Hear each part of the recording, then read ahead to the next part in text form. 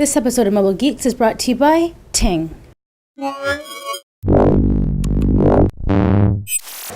Nicole Scott here from Mobile Geeks, and here we are in Endoshima City in Japan. I'm waiting to get on a train that's linked up with Pingxi in Taiwan. So if you buy a ticket in Pingxi, where the Lantern Festival happens, you can ride the train here in Endoshima City for free. Now, why am I telling you that? What am I doing here? So I'm here on a media tour, but while I'm here, what I'm going to try to do is I'm going to try to review the Lumia 720. This is a mid-range Windows Phone handset from Nokia, and well, I'm going to try something a little bit different, where all the stops that I'm going to take around town, I'm going to take a look at this handset. So why don't we get on the train and let's go. So if you're looking for a point of reference, we're actually in Fujisawa City, which is about an hour outside of Tokyo.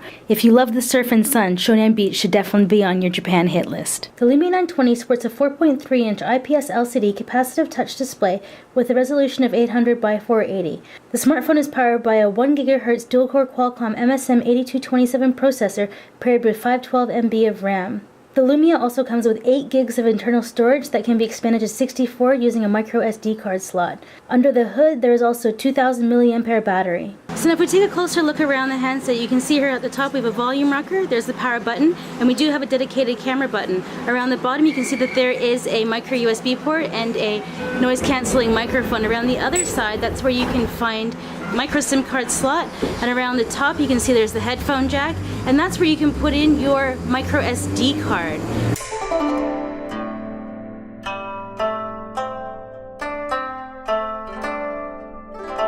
So I figured this Buddhist temple is as good as place as any to talk about connectivity. The 720 is well-rounded with dual-band Wi-Fi, Bluetooth 3.0, not 4.0, so it is going to eat a little bit more power when you're using your connected devices. It's got AGPS and NFC.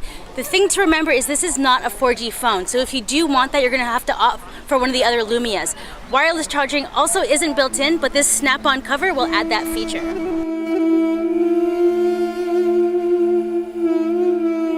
When looking at the 6.7 megapixel rear-facing camera, photography lovers won't be disappointed. It's got a 1.9 aperture along with a 1.3 megapixel front-facing camera, and that actually is wide angle. Luckily, I have this HD camera so you can actually see here what it looks like, and then I'm going to take a video and I'm going to throw that in right now.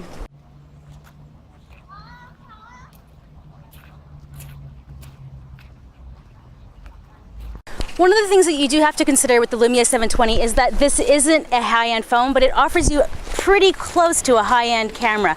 The Lumia 920 is obviously a way better choice, especially when it comes to daytime photos. What is surprising about the 720 is that the nighttime shots are very excellent. The amount of light that it can take in, I was really impressed. I'll show a couple of those here. Nighttime function versus auto function. Those usually don't show up too great when you throw them into a video, but it should give you an idea.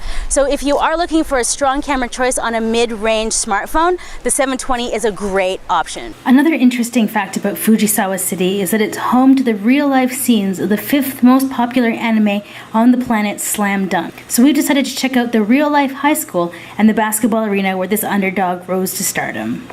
So now let's get into performance. For those of you that are fans of the anime cartoon Slam Dunk, you'll recognize this arena from the national championships. So this is where we're going to talk about the performance of the Lumia 720. There are two distinct classes of Windows Phone 8 devices. In the higher tier are the likes of the 820, 920, and HTC X, which all house a dual-core 1.5 GHz Snapdragon S4 Plus processor with an Adreno 225 GPU and 1 GB of RAM. The 720, however, is in the lower tier, along with the 520, 620, and HTC S, which all share a common dual-core 1 GHz Snapdragon S4 Plus processor with an Adreno 305 GPU and 512 MB of RAM, and they all have a low resolution of 800 by 480. SunSpider benchmark came in at 1440, while the 920 gets a better score of 914. Having said that, web browsing still felt quick and snappy for mobile and desktop sites. Zooming is done quickly without lag, and when zooming to full screen, it only takes a moment to fill in what was cropped out. Antutu benchmark comes in at a middle-of-the-road 7,348, while the Samsung Active S scored 12,000. But since the 720 only comes with 512 MB of RAM, it really won't matter because you won't be able to play graphic-intensive games anyways. When looking at how the phone actually performed, the interface and apps were quick to launch the majority of times. Sometimes we did find that it occasionally took a long time to resume apps or transition through animated menus. Overall, the performance is good without being great, which is very good for this price point.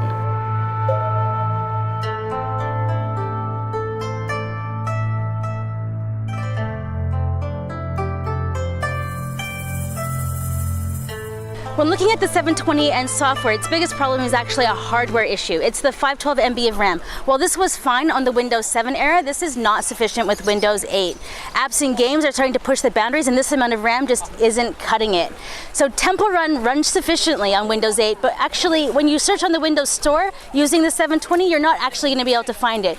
Microsoft has done this because, well, they don't want you to be disappointed when the game doesn't really run properly. You need at least 1 GB of RAM to run games like Temple Run.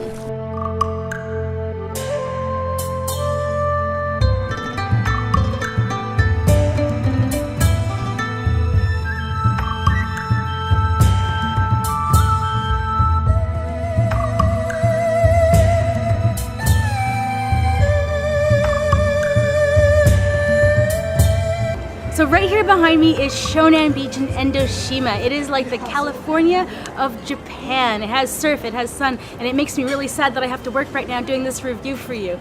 But let's get to what I didn't like about the Lumia 720. Well, to be honest with you, it's not about the hardware, it's about the software. Windows Phone 8 still has a while to go now. It's still lacking quality apps, and this hasn't changed much in the past 6 months since Windows Phone 8 has been released. All the best apps are still on Android and iOS, and so if you do need to have the latest and greatest games, you do need to have all the latest and greatest applications, and you want them done and executed well, that's not Windows Phone 8 right now. Usually they need an iteration or two for like WhatsApp. WhatsApp needed like 6 updates before I was like, all right, I can use WhatsApp on Windows Phone.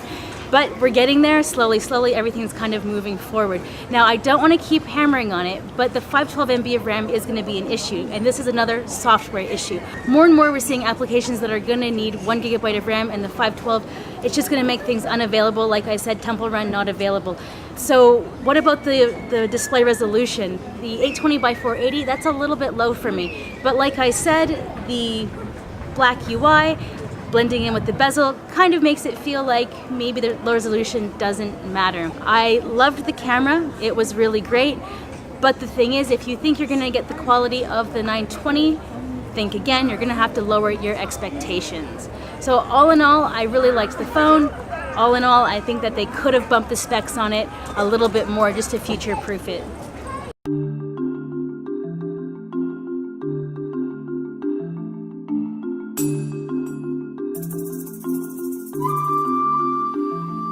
So what better place to talk about what we loved about the Lumia 720 than over a little bit of food. So here I am in Sansui, and I'm eating some raw whitebait. It's delicious, it's one of the specialties of the region. So let's get into what we loved about the 720. The design is amazing. It's light with a large battery, though we wish they gave it the specifications of the 920 and didn't force it into the mid-range category. And if you're a heavy user, you're going to be impressed that the 720 gives you real all-day battery life. If you're an average user with moderate surfing habits, you should see between a day and a half to 2 days. The display sports a poor resolution of 800 by 480, which is pitiful compared to most other phones on the market.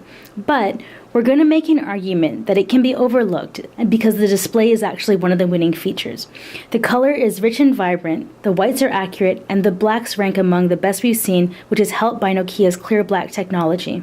The viewing angles and outdoor visibility and brightness with the auto adjuster are all great, and you can even use it with gloves or fingernails, which is great if you're from a cold country. And before we get to the verdict, why don't we hear from our sponsor? If you decide to pick up a 720 without a contract, it'll cost you around $350. If you're in the US, there's a new provider in town that hates hidden fees and is looking to provide fair service for your mobile phone. Ting has built their service on Sprint's network, which means they offer 4G Android phones. If you've already got a phone, you can bring that right onto their network, no problem. What we like about them is the megabytes, minutes, and text messages are each billed separately. If you use less of any of them, then you're credited the difference at the end of the month. Their backend also allows you to see exactly what you've used real time, and it even predicts how much you're going to use at the end of your billing cycle. So check out mobilegeeks.ting.com and try their online savings calculator. And if you're ready to get started, you'll get $25 off most Ting devices or $25 towards a Ting service just for being a Mobile Geeks viewer.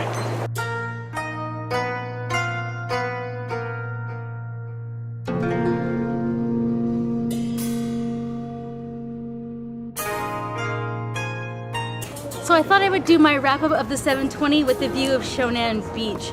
So what did I love about it? The 720 has an amazing design. 4.3 inches is a little small But overall, I think it has great pocketability, feels nice in your hand, and the screen real estate is enough, even though it has the low resolution of 800 by 480. Like I've mentioned before, because the UI has black on the edges, it kind of blends in with the bezel, so you can make the argument that the low resolution almost doesn't matter. But the 512 MB of RAM, that is going to be an issue if you're looking to the future of your device, and 1 GB of RAM is going to be more and more necessary with the newer applications. Having said that, I do always have a Windows phone in my smartphone rotation. I always have the Lumia 920 and another Android device. I was rocking the Padphone Infinity as my last one, and I think I'm moving on to the HTC One now. Now, the thing about Windows Phone is the reason why I always have it. A lot of people ask me, is this ironic? No, it's not. The reason why I actually do love Windows Phone, and I am a Windows Phone user, is the always on Skype. It's zero battery drain. I mean, if you on your Android device try to have Skype on all the time, you're gonna make it like 5-6 hours, maybe. So all in all, do I recommend the 720? Absolutely. I think the build quality is fantastic. I think the display is good enough. I think the UI is really quick, because that's just Windows Phone 8. Do I think they could have put 1 GB of RAM? Absolutely, just to future-proof your device. But if you're not a big games player, if you're not looking for any graphically intensive applications, then absolutely no problem. Now, looking at Nokia's lineup overall, the 820 or the 720, go for the 720. I know that it is technically one step below the 820, but I think the design is better. I think the build quality is just a little more hand-friendly, and I really do think that the camera is a lot better. Just the features that they offer on the 720 camera, because that's really important to me, I think they're just one step above the 820. If you want to see a comparison of the 720 and the 820, we definitely have one of those kicking around for you, so check our playlist on that. So this has been my first attempt at doing a review from the road. I know that sometimes the audio probably wasn't as great as I wanted it to be, but that's just one of the issues that I'm working out with trying to change my review format. So if you liked it, let me know. If you have suggestions, let me know. Let me know what you would like to see in this kind of like on-the-road reviewing. Totally open to a lot of suggestions. I'm Nicole Scott from Mobile Geeks, here in Endoshima City in Japan, taking a look at Shonan Beach.